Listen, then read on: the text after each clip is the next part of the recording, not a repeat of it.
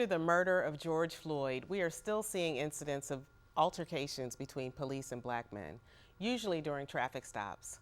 We are joined by our special guest, who is not only a FAMU alum like me, but also a dedicated lawyer working to make a difference. Welcome, Attorney Bruce Mount. Thank you. It's nice to be with you, Kimbra. So good to have you. Now, what would you say, how do you feel about what is happening with these police altercations? Well, in general, if the video of Derek Chauvin's knee on George Floyd's neck didn't move you in some way, I implore you to check your pulse. Right. But more so on a personal level, I've had, unfortunately, a few police encounters that when I'm not dressed like this and have on shorts or a tank top, nothing about me then says lawyer. So it is so important that we lean into the conversation on both sides. Right. And what do you, because I know you do a lot of mentoring in the community, what do you tell the youth when what advice do you give them for these stops?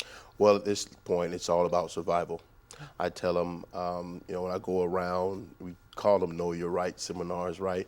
And we tell them exactly what the rights that they have. But then from a practical level, I said, listen, it's about survival.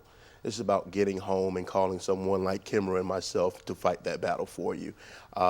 So unfortunately, those rights don't apply to you just like they apply to the rest of folks. So it's just the new normal that we're living in.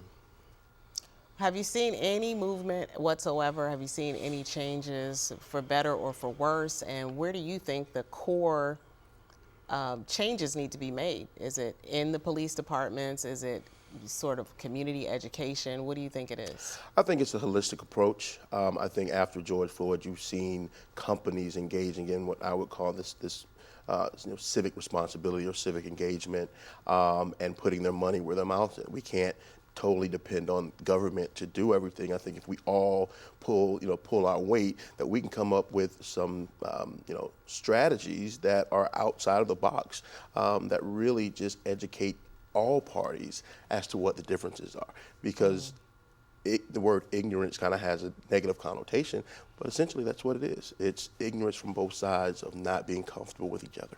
When you say what the differences are, you mean the difference in treatment when a person of color is pulled over versus, I don't want to misunderstand you. So when I say the differences, I mean when there's an encounter and there's an officer who's not trained or who has implicit bias as to who they have stopped. And then from the flip side, the person who's being stopped or detained has a potential bias against law enforcement. So if we can come to the table and explain those differences in outside of the box ways, then I think there'll be some changes going forward. And you work directly with a lot of the families, and so what is the overall discussion that you have from them when you have a client who's been victimized by the police? What is the expectation, if you could just summarize it? From the start, it starts with education. It starts with letting families know kind of how the legal process works, right? They may come to me for what we would call financial justice, but I'm not the prosecutor, right? Or, the media is not the prosecutor. We can't force the hands of a prosecutor. And sometimes the laws are on the side of, law enforcement.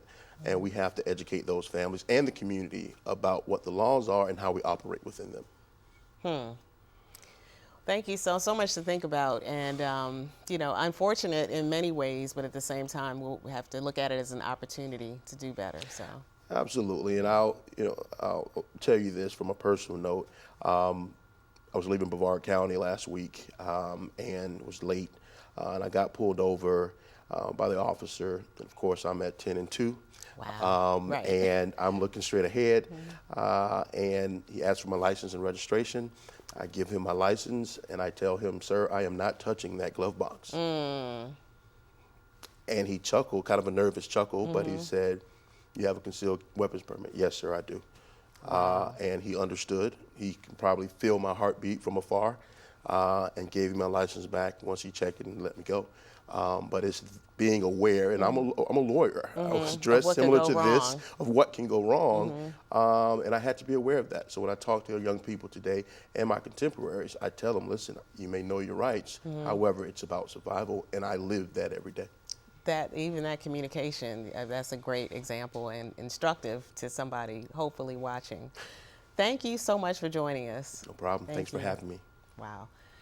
It's always good to meet the people on the other side of these situations, advocating for the victims and their families. I learned something today and hope you did too.